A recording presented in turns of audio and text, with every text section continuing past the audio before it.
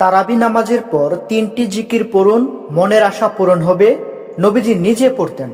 প্রিয় দর্শক, রমজান মাস রহমত, বরকত ও মাগফিরাতের মাস।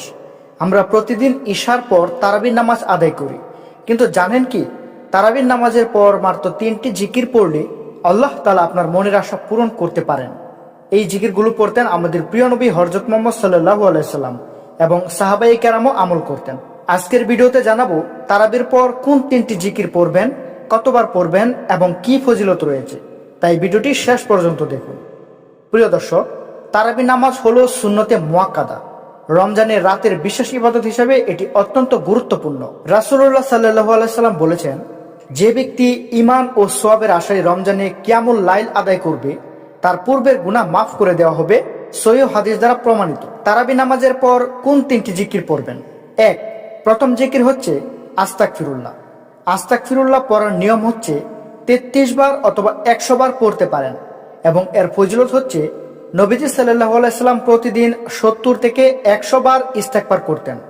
ইস্তেগফার গুনাহ মাফের সবচেয়ে শক্তিশালী আমল। আল্লাহ তাআলা বলেন, তোমরা তোমাদের রবের কাছে ক্ষমা চাও, তিনি আকাশ থেকে প্রচুর বৃষ্টি বর্ষণ করবেন এবং রিজিক বৃদ্ধি করবেন। যদি মনে কোনো কষ্ট, দুঃখ বা অপূর্ণ আশা থাকে, তাহলে ইস্তেগফার শুরু করুন।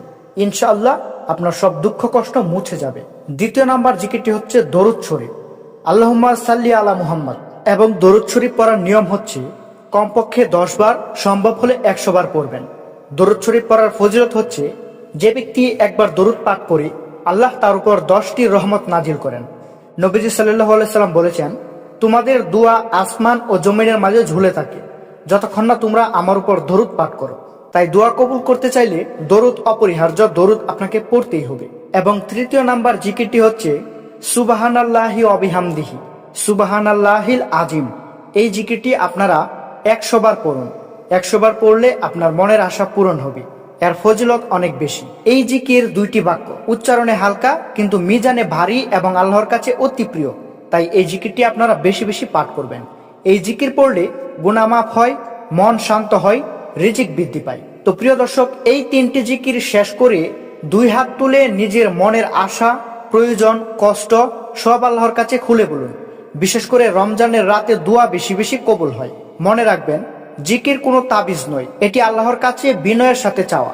নিয়মিত আমল করলে ইনশাল্লাহ ফল পাবেন। তো আজ থেকে তারাবির নামাজের পর এই 3টি জিকির শুরু করুন।